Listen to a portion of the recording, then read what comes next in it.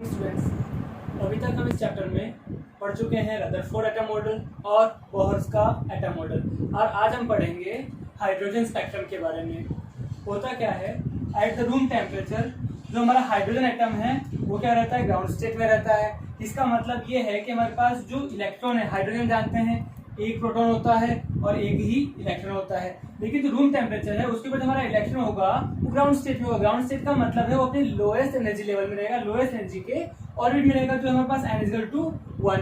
लेकिन जब हम क्या करते हैं, ये जो एटम है हाइड्रोजन एटम क्या करता है, किसी भी प्रोसेस से अगर एनर्जी को रिसीव करता है, हो सकता है उसको हीट करें या फिर किसी और प्रोसेस से उसको एनर्जी मिलती है, तो ये जो हमारा हाइड्रोजन स्टेट है, हाइड्रोजन एटम है, ये क्या हो जाएगा, ग्राउंड स्टेट से एक्साइटेड स्टेट में चला जाएगा। एक्साइटेड का मतलब क्या हुआ, ये जो हमारा इलेक्ट्रॉन है, इलेक्ट्रॉन एनर्जी को एब्जॉर्ब करके हायर एनर्जी लेवल में ट्रांजिट हो जाएगा। इसका मतलब हमारा इलेक्ट्रॉन पहले n=1 फर्स्ट ऑर्बिट में था, ये एनर्जी को क्या करेगा, एब्जॉर्ब करेगा और एनर्जी को एब्जॉर्ब करके अपने हायर एनर्जी ऑर्बिट में चला जाएगा। इसे हम बोलते हैं excited state of the hydrogen spectrum. जब क्या करता है, इलेक्ट्रॉन एनर्जी को रिसीव करे, एब्जॉर्ब करके वो अपने ग्राउंड लेवल से, ग्राउंड एनर्जी लेवल से किसी हायर एनर्जी में चला जाता है, तो हम बोलते हैं excited state of the hydrogen spectrum. लेकिन होगा क्या, जब भी कोई इलेक्ट्रॉन क्या होगा, एक्साइटेड होगा, वो अपने एक्साइटेड स्टेट में बहुत ज्यादा देर तक नहीं रह सकता।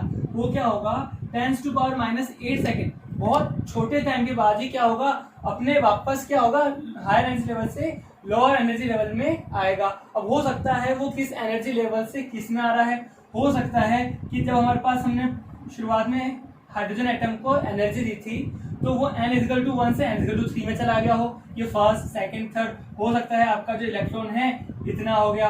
और क्या होगा, इतने ट्रांजिशन टाइम के बाद जो आपका इलेक्ट्रॉन है वापस क्या करेगा, एक पर्टिकुलर एनर्जी को इमिट करके, पर्टिकुलर एनर्जी के फोटॉन्स को इमिट करके क्या होगा, वापस अपने लोअर एनर्जी लेवल में आएगा। और हो सकता है उस टाइम ये इलेक्ट्रॉन थर्ड से सेकंड में आए, हो सकता है थर्ड से फर्स्ट में आए।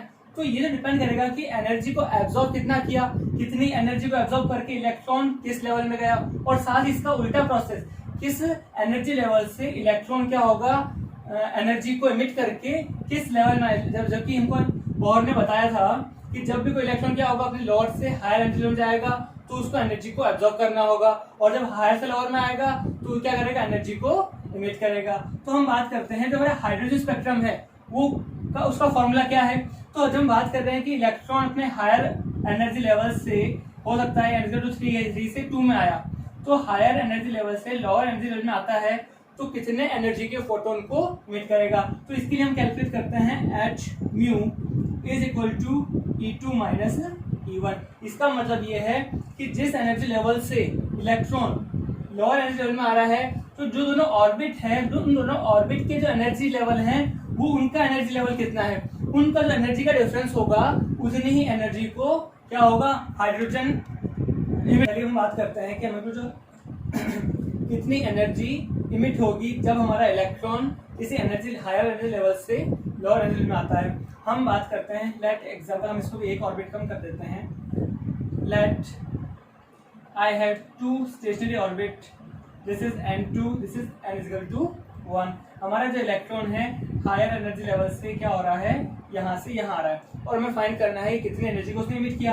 और हम जानते हैं this is the first energy orbit, stationery orbit. तो हमने जब पिछला डेरिवेशन किया था, लास्ट सेक्शन में कहा था कि किसी भी स्टेशनरी ऑर्बिट के अंदर जो इलेक्ट्रॉन है उसकी टोटल एनर्जी कितनी होती है, तो उसके हमने कैलकुलेट किया था E=-2π²m k²Z²E4/n²H²। तो ये हम ऑलरेडी कैलकुलेट कर चुके हैं, और हमने कहा this is the E1, this is E2 energy, total energy of the electron in this orbit, E1 is the total energy of the electron in this orbit. और इन दोनों एनर्जी का डिफरेंस ही जो होगा उतनी ही एनर्जी क्या करेगा, इलेक्ट्रॉन फोटोन की form में इमिट करके अपने ग्राउंड स्टेट में आएगा। ठीक है, हम कहते हैं h μ का फॉर्मूला होता है c/λ। जो E2 होगा, E2 is the energy in this orbit, तो हमारे पास यहाँ से आ जाएगा, तो हमारे पास आएगा 2π - 2π² m k²Z²E4/n2² H²। ठीक है, सिमिलरली हमारे पास E1 will be minus 2 pi square m k square z square E4 n1 square and h square. हमको फाइंड करना है hc और लैम्डा। यहाँ से हम क्या करते हैं 2 pi square m k square Z square E4 divided by h square, ये माइनस प्लस हो जाएगा, सो n1 square minus n2 square.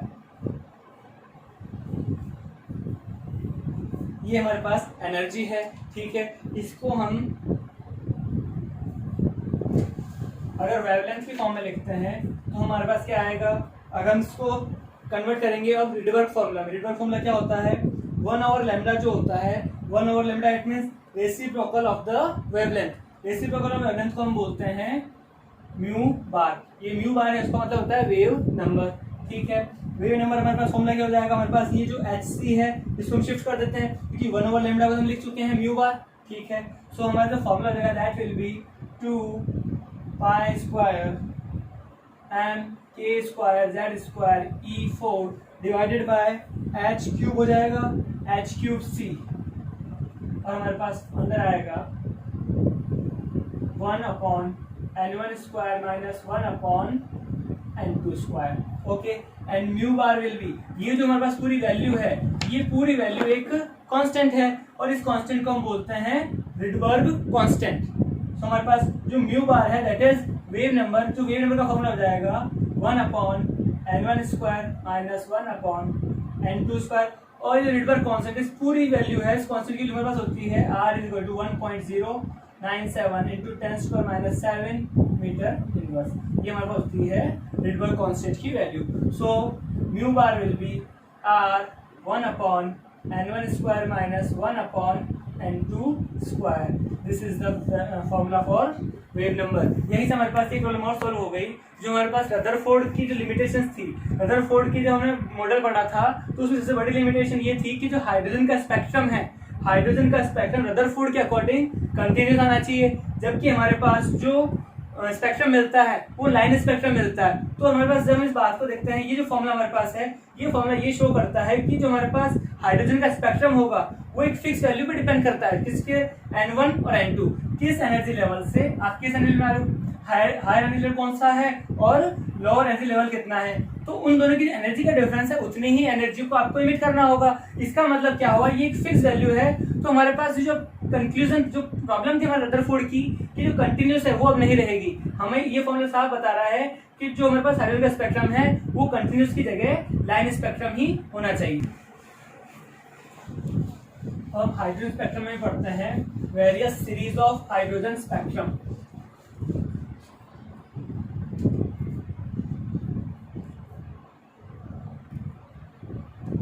Various series of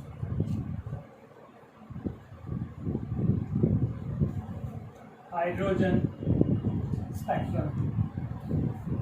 जब हम क्या करते हैं हाइड्रोजन स्पेक्ट्रम के अंदर जो इलेक्ट्रॉन है हायर एनर्जी से लोअर एनर्जी लेवल में आता है तो बहुत सारी हमारे पास सीरीज बनती है। तो इसमें पहली सीरीज होती है लाइमन सीरीज। लाइमन सीरीज क्या होता है, जब भी कोई इलेक्ट्रॉन किसी भी हायर एनर्जी लेवल से फर्स्ट एनर्जी लेवल में क्या करता है, ट्रांजिट करता है, तो हमारे पास जो स्पेक्ट्रम की सीरीज मिलेगी उसको बोलते हैं Lyman series. This series is obtained when electron jumps to first orbit from any outer orbit, that will be n is equal to 2, 3, 4 and so on। जब क्या होता है हमारे पास, ये हमारे पास न्यूक्लियस है, ये हमारे पास फर्स्ट एनर्जी लेवल है, ये सेकेंड एनर्जी लेवल है, ये थर्ड एनर्जी लेवल है। तो इलेक्ट्रॉन जब भी हो सकता है सेकेंड से फर्स्ट में आए, हो सकता है इस थर्ड से फर्स्ट में आए, हो सकता है फोर्थ से फर्स्ट में आए। कुल मिलाकर के जब भी इलेक्ट्रॉन हमेशा किसी फर्स्ट ऑर्बिट में आएगा, किसी भी कहां से, हायर एनर्जी लेवल से, तो जो हमारे पास सीरीज होगी उस सीरीज को हम बोलते हैं लाइमन सीरीज। ठीक है, और लाइमन सीरीज है, इसके जो वेव नंबर है, वेव नंबर का फॉर्मूला पास आएगा R is equal to 1/n1 square minus 1/n2 square. ये हमारा फॉर्मूला होता है। यहाँ पर n1 फिक्स हो गया कि हमारे पास आपको आना तो फर्स्ट एनर्जी लेवल में ही, चाहे आप कहीं से भी आओ। So mu bar will be R 1/1 square minus 1/n2 square, where n की वैल्यू क्या हो सकती है, n की वैल्यू हो सकती है 2, 3, 4 एंड सो ऑन। ठीक है, this is the value of wave number and this theta or spectral line always lies in the ultraviolet range। ये जो एनर्जी मिलेगी हमको किस रेंज की होगी, ultraviolet range. So this is the first series, this is Lyman series of the hydrogen spectrum, जिसमें क्या होता है, जो इलेक्ट्रॉन है हमेशा किसी भी हायर एनर्जी लेवल से फर्स्ट ऑर्बिट के अंदर ट्रांजिट करता है, उसमें बोलते हैं लाइमन सीरीज। इसी तरह से हमारे पास जो सेकंड होती है, सेकंड सीरीज होगी इसके अंदर, वो होती है बामर series.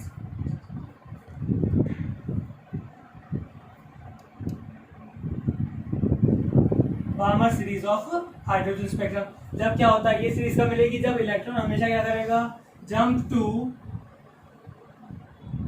Second orbit from any outer orbit and will be 3 to 4। जब क्या करता है इलेक्ट्रॉन किसी भी हाइड्रोजन की जो है सेकेंड ऑर्बिट में जंप करता है। फर्स्ट तो हमारे पास ग्राउंड स्टेट है, हमारे पास इलेक्ट्रॉन क्या होता है, ये हमारे पास first energy level, second energy level और ये थर्ड एनर्जी लेवल। तो हमारा इलेक्ट्रॉन अगर क्या करता है 3 से 2 में जा सकता है, या फिर 4th से 2 में जाता है, या 5th से 2 में जाता है। कुल मिलाकर जब भी हमारा इलेक्ट्रॉन क्या होगा, जंप करता है किसमें, सेकेंड ऑर्बिट के अंदर, कहां से, किसी भी हायर ऑर्बिट से, तो जो सीरीज होगी उस सीरीज को हम बोलते हैं बामर सीरीज। इसके अंदर हमारे पास क्या होगा, n1 की वैल्यू फिक्स होगी, n1 की वैल्यू हमारे पास हो जाएगी 1/2 स्क्वायर, और n2 की वैल्यू कुछ भी हो सकती है उससे हायर एनर्जी लेवल, तो जो n2 की वैल्यू होगी वो होगी 3, 4, 5 एंड सो ऑन, कुछ भी हो सकता है। और ये जो सीरीज है, ये हमारे पास जो होती है, ये स्पेक्ट्रल सीरीज होती है, ये हमारे पास होती है हमेशा विजिबल रेंज की। तो एनर्जी जो होगी visible part of the energy. इसी तरह हमारे पास और भी एनर्जी, और भी सीरीज होती है, जो हमारे पास है, थर्ड होती है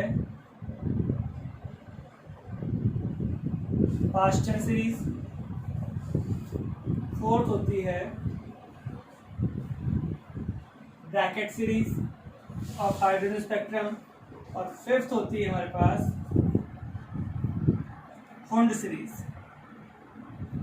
ठीक है, जो पास्चर सीरीज है इसमें क्या होगा, जो हमारा इलेक्ट्रॉन है क्या होगा, एनी आउटर ऑर्बिट से थर्ड ऑर्बिट में आता है।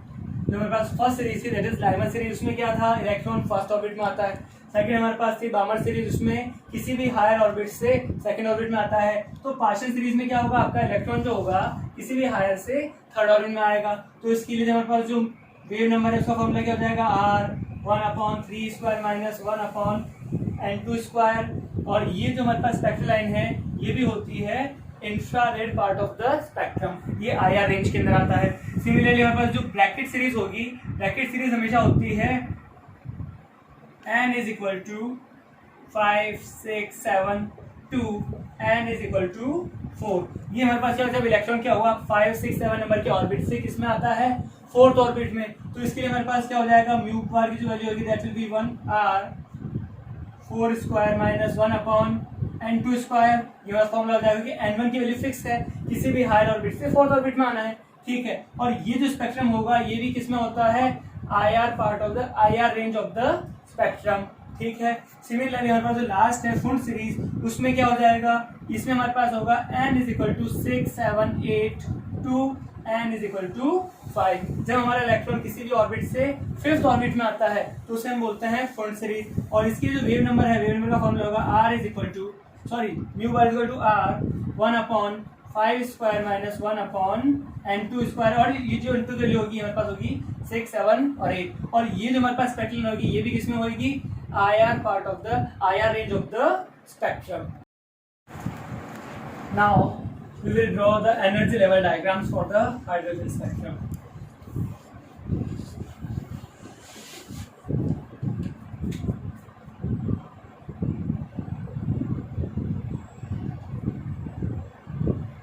Energy level diagram. ठीक है, एनर्जी लेवल डायग्राम क्या होता है? The diagram which represents the total energy of the electron in different stationery orbit. हमारे पास क्या है, अगर ये हमारा न्यूक्लियस है तो हमारे पास अगर ये फर्स्ट ऑर्बिट है तो फर्स्ट ऑर्बिट में जो इलेक्ट्रॉन की टोटल एनर्जी है वो कितनी होती है, सेकंड ऑर्बिट है उसमें कितनी एनर्जी चाहिए। तो हम बात करते हैं इसके हमने फॉर्मूला जो ऑलरेडी ड्रा कर लिया है, that is E is equal to -13.6 upon n square electron volt. ये जो एनर्जी है ये हाइड्रोजन के लिए होता है फॉर्मूला। ठीक है, अगर हम रखते हैं if n is equal to 1 then E will be -13.6 electron volt. ठीक है, ये हमारा क्या होगा, पहला जो ऑर्बिट है उसकी एनर्जी की वैल्यू है।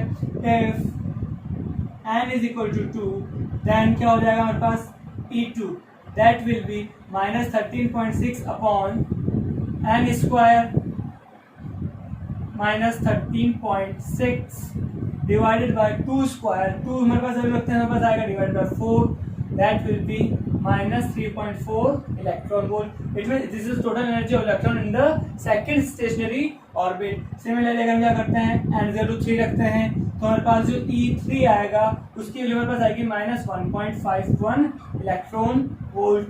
n इज इक्वल टू 4, जो फोर्थ स्टेशनरी ऑर्बिट है हमारे पास ये वैल्यू आएगी E4 is equal to -0.85 electron volt और E5 दैट विल बी -0.54 और जो हमारे पास लास्ट होगी that will be -0.37 electron volt.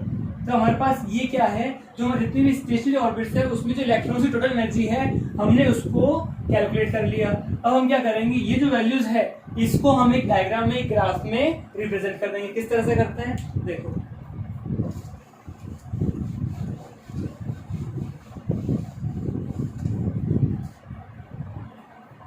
एक तरफ हम बनाते हैं हमारा एनर्जी लेवल।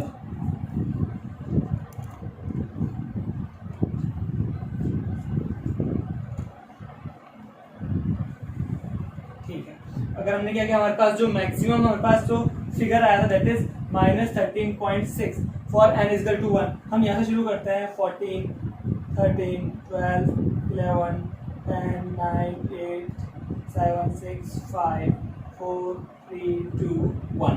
ठीक है, तो हमारी जो लाइमन सीरीज होगी, लाइमन सीरीज के लिए हमारे पास क्या होगा, जब भी कोई इलेक्ट्रॉन क्या करता है किसी भी हायर एनर्जी लेवल से फर्स्ट ऑर्बिट में आता है तो हमारा जो फर्स्ट ऑर्बिट है हमने वैल्यू निकाली E1 is equal to -13.6, E2 is -3.4, E3 is -1.51, E4 is equal to -0.85 then -0.54, 0.37। ठीक है, तो हमारा जो पहला एनर्जी लेवल होगा वो कहाँ होगा, तो हमारा जो पहला एनर्जी लेवल होगा वो होगा यहाँ पे 13 और 14 के बीच में। ठीक है, जो हमारा E2 है दैट इज -3.4 वो हमारे पास आएगा यहाँ पे। ठीक है, फिर E3 है -1.51 तो 1.51 हमारे पास आएगा यहाँ पर। ठीक है, E4 0.85 वो हमारे पास होगा यहाँ पे। ठीक है, फिर 0.5,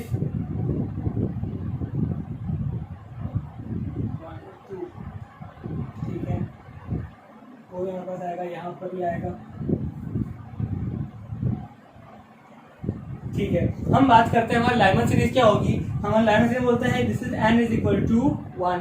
जब भी हमारा इलेक्ट्रॉन क्या होता है इससे फर्स्ट के अंदर आए, हो सकता है इस ऑर्बिट से आए या फिर और हायर ऑर्बिट से आए, तो ये जो हमारे पास सीरीज होगी that will B Lyman series. ठीक है, अगर हमारे पास सेकंड में आता है ये हो सकता है, ये हो सकता है, ये हो सकता, सॉरी ये नहीं होगा, और अगर ऊपर से आएंगे हमारे पास ये बीच में है तो इसको हम बोलेंगे बामर सीरीज। तो ये हमारे पास जो डायग्राम है this is called energy level diagram, जिसमें हमने क्या किया, जो हमारे स्टेशनरी ऑर्बिट्स हैं उनको हमने क्या किया एनर्जी के, ये हमारी एनर्जी किसमें है इलेक्ट्रॉन वोल्ट में, और सारी नेगेटिव है। ठीक है, तो हमने इसमें n इक्वल टू 1 उसके एनर्जी लेवल शो किया, n इक्वल टू 2 उसके एनर्जी लेवल शो किया, तो हमने सारे स्टेशनरी ऑर्बिट्स को एनर्जी के लेवल में शो किया। इससे एक बात और पता चलती है कि जब जैसे जैसे n की वैल्यू इंक्रीज होती है तो जो ऑर्बिट्स के बीच का स्पेस है वो एनर्जी लेवल क्या हो रहा है, कम होता जा रहा है। यहाँ पर एनर्जी लेवल ज़्यादा है, एनर्जी का डिफरेंस ज़्यादा है, यहाँ पर एनर्जी डिफरेंस और कम है, एनर्जी का डिफरेंस और कम है, धीरे धीरे एनर्जी डिफरेंस कम होता जाता है। This is called energy level diagram.